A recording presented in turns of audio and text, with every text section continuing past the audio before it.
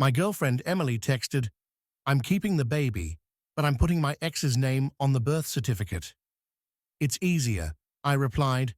"Okay." Then I cancelled the lease on our Brooklyn apartment, forwarded her text to her ex, and sent him a congratulations on fatherhood gift basket.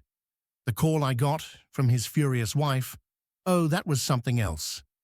I'm 31, and I got that text while sitting in the waiting room at her first prenatal appointment. Let that sink in. I was literally there to support my pregnant girlfriend, and she dropped this bomb via text while I was 10 feet away. The message from Emily, 29, read, "Been thinking. When baby comes, putting Ethan's name on birth certificate. It's easier for insurance and stuff. You understand, right? We know the truth. That's what matters. Ethan, her ex, the guy she swore she hadn't spoken to in over a year." I looked through the glass doors at her, sitting in the exam room, phone in hand, not even looking up to see my reaction. 2 years together. 6 months living in our apartment. 3 months pregnant with what I thought was our future. I texted back one word. "Okay." She actually smiled at her phone and gave me a thumbs up through the glass, like I'd agreed to pick up milk on the way home. The nurse called her back for the ultrasound. I didn't follow. Instead, I walked out to my Ford Explorer, sat there for 20 minutes, just processing. Then I made some decisions. First, I called my buddy Chris, who's a family law paralegal. Hypothetically, if someone puts another man's name on a birth certificate when they know it's not his kid, is that fraud? "Absolutely," he said. "Why?" "Just curious." Another question. If someone's name is on a birth certificate, but they can prove they were deceived, can they sue? "Oh, definitely. Fraud, emotional distress, financial damages. Why are you asking?" "I'll tell you later." Then I got to work. Our lease was month to month, both our names on it. I'd been paying the full rent since Emily quit her job after morning sickness hit. Called the landlord, gave 30 days notice to vacate, perfectly legal since we were both tenants, and either could end the agreement. Next, I did some social media detective work, found Ethan pretty easily, married 2 years ago to a woman named Claire. Their profiles were full of happy couple photos, vacation pics. His latest post from yesterday, "Can't wait to start a family with my amazing wife." Oh, buddy, you have no idea what's coming. I screenshotted Emily's text, created a new email account, and sent it to Ethan with the subject line, "Congratulations, you're going to be a dad." The email was simple. "Your ex Emily wanted me to let you know she's pregnant and planning to put your name on the birth certificate. She says it's easier that way. Thought you should know since you'll be legally and financially responsible. Congrats." Then, because I'm petty and hurt, I went on one of those gift basket websites, sent a congratulations new dad basket to Ethan's work address I found on LinkedIn. The card read, "From Emily and the baby, can't wait for you to be involved." By the time Emily got home from her appointment, I'd already started packing my stuff. "Hey babe, sorry you had to leave. Everything okay?" she asked, not even slightly concerned. "Yeah, all good. Just remembered I had a work thing." She bought it. Spent the evening talking about baby names, nursery colors. I nodded along while mentally cataloging what was mine to pack. That night, she got a text, then another. Then her phone started ringing. "What the hell?" she muttered. Then her face went white. Oh my God. The fallout was immediate and spectacular. Emily's phone exploded. She kept declining calls, but they kept coming. Finally, she answered one on speaker, not realizing I could hear from the bedroom where I was packing. It was Ethan, and he was furious. What the hell, Emily? What baby? What birth certificate? I don't know what you're talking about, she said, voice trembling. Don't lie to me. Someone sent me your text about putting my name on a birth certificate. Claire's losing her mind. She thinks I cheated. Someone sent you… Oh my God, it's not what it looks like. Then what is it? Are you pregnant? Yes, but… Is it mine? Long pause. No. Then why the hell would you put my name on the birth certificate? It's complicated. You have better insurance through your job. Are you insane? That's fraud.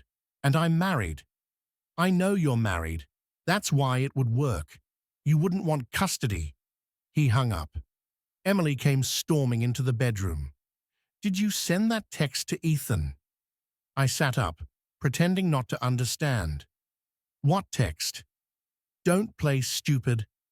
Someone sent him our private conversation. Our private conversation about you committing fraud. She actually had the audacity to look offended. It's not fraud, it's just paperwork. It's literally fraud, Emily. You want to lie on an official document? For the baby's benefit, Ethan has amazing insurance through his tech job. You're freelance. Your insurance sucks. So you decided unilaterally to commit fraud and make another man financially responsible for my kid? It's not like that. He wouldn't have to actually do anything except be legally and financially responsible for 18 years. You're overreacting, am I? Did you even consider that he's married? That this could destroy his marriage? She rolled her eyes. That's not my problem. And there it was, the mask completely off. The next morning, while Emily was in the shower, her phone rang. The caller ID said, Claire.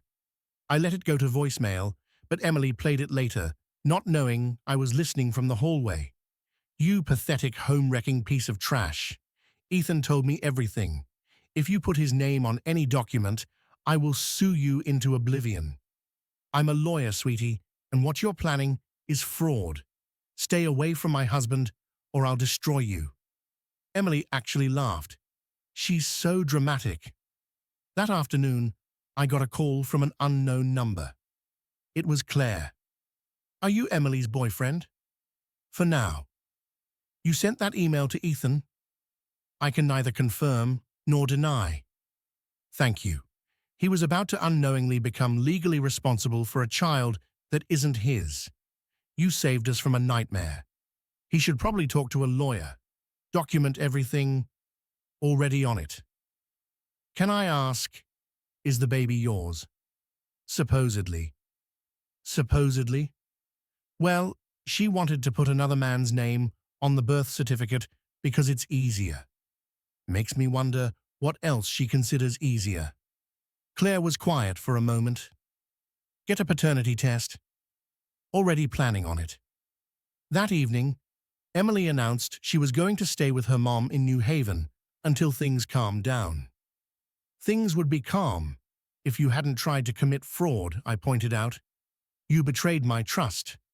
You went behind my back. I forwarded a text about you going behind my back. The baby you're carrying, that I thought was mine, you wanted to legally declare as another man's. It is yours.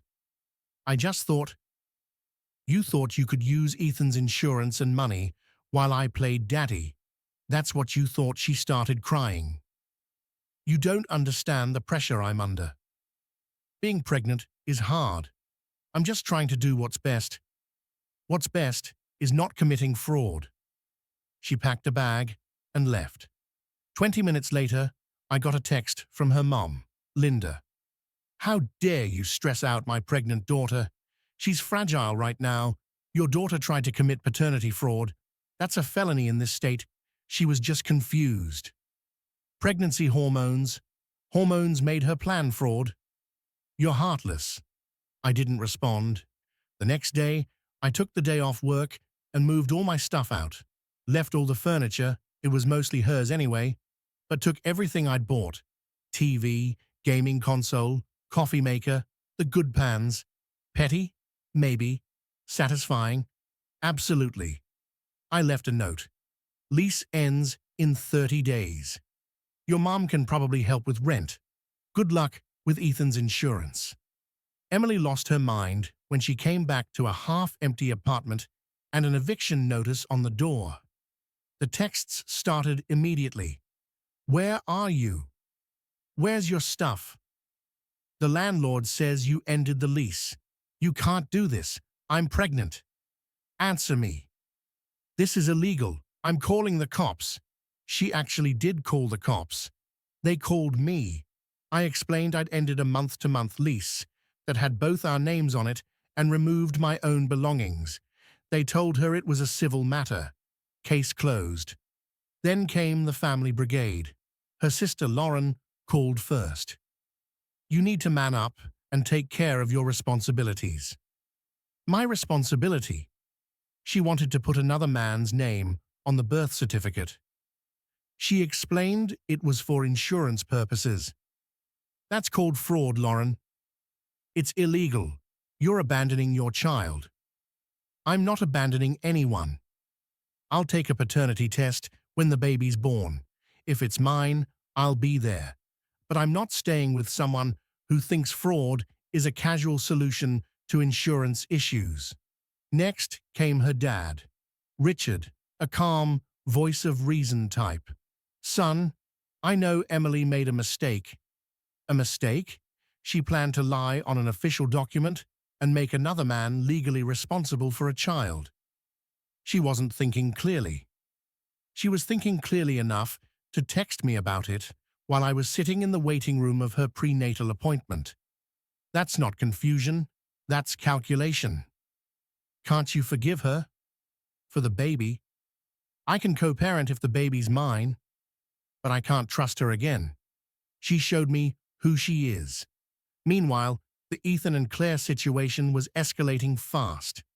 Claire had gone full scorched earth. She'd hired a lawyer to send Emily a cease and desist letter, warning that any attempt to put Ethan's name on any legal document would result in immediate legal action. So what did Emily do?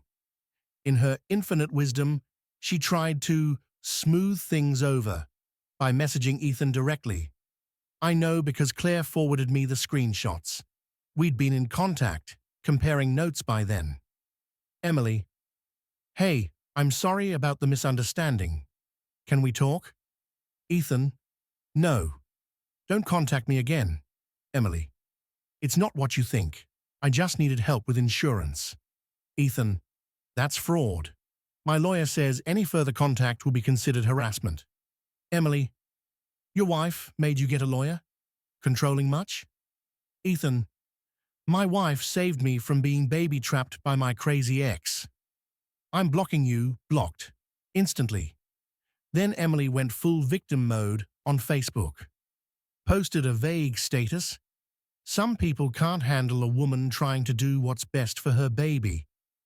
The betrayal hurts most when it comes from someone you thought loved you. The comments weren't what she expected. Mutual friend: Didn't you try to put your ex's name on your baby's birth certificate? Another: That's literally fraud, hun. Her cousin: Girl, delete this. You're embarrassing yourself. She deleted the post within the hour. Then came the real kicker. Her mom, Linda, called me crying. Please come back. Emily's having complications from the stress. What kind of complications? High blood pressure. The doctor says she needs to avoid stress. Then she should probably stop trying to commit fraud and manipulate people. How can you be so cold? That's your baby. Is it? Because she seemed pretty eager to legally declare it as Ethan's. She made a mistake. No, Linda. A mistake is forgetting to buy milk. What she did was a calculated plan to defraud someone and commit a felony. The guilt trips continued for days. Pictures of Emily looking sad. Messages about how the baby needs a father. Long paragraphs about how a real man supports his pregnant partner. But I'd already made my next move. I'd consulted a lawyer, and if the baby turned out to be mine, I was going to fight for custody. Given Emily's attempted fraud, documented through her own texts and that cease and desist letter, my lawyer said I'd have a strong case. We started building the file. 3 months passed. Silence mostly. No texts, no calls, just the occasional update from Claire, who'd somehow become my unofficial ally through this circus. Then, one evening in late November, I got the text. The baby's here. No name, no picture, just that. I stared at my phone for a long minute before replying, "Is it a boy or a girl?" She answered, "A girl." "She's healthy," I said. "Congratulations." And that was it. Until 3 weeks later, I got a call from her mom, Linda, again. "You need to take a paternity test." "I plan to."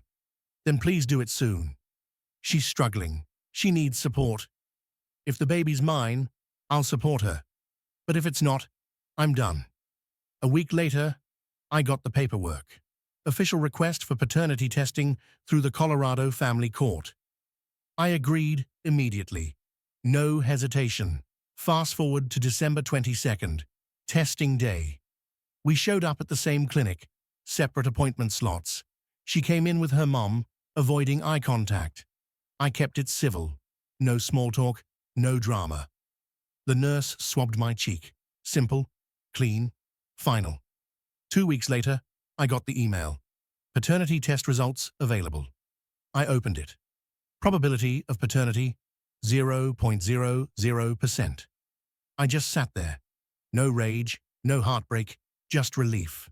Pure, quiet relief. I forwarded the result to my lawyer, and he filed to officially remove my name from any future paternal claims. An hour later, I got a text from Emily. I saw the results. "I'm sorry for which part?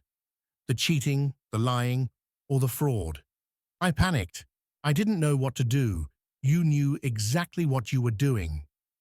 "He doesn't want to be involved. He says it's not his, so you tried to pin it on me instead. I thought you'd be the better dad." That line hit different. Not in a painful way, but in a clarifying one. She didn't want a partner. She wanted a fallback plan. And I was done being that. 2 months later, Claire sent me a screenshot. Ethan had filed for divorce. Apparently, the baby was his, after all. DNA doesn't lie. He tried to fight it, claimed the timeline didn't add up, but it did. Emily had overlapped both of us. Perfectly timed chaos. Claire wrote, "Thanks for forwarding that text when you did. It saved me months of lies," I replied. "Guess we both dodged bullets," she said, "or maybe we both got lucky." And that was that. Fast forward to now, a year later. I'm living in Portland, new job, new place, new peace. Every once in a while, someone from our old circle mentions Emily, how she moved back with her parents, how she's trying to start fresh. I don't wish her harm. I just hope she finally learned the difference between love and convenience.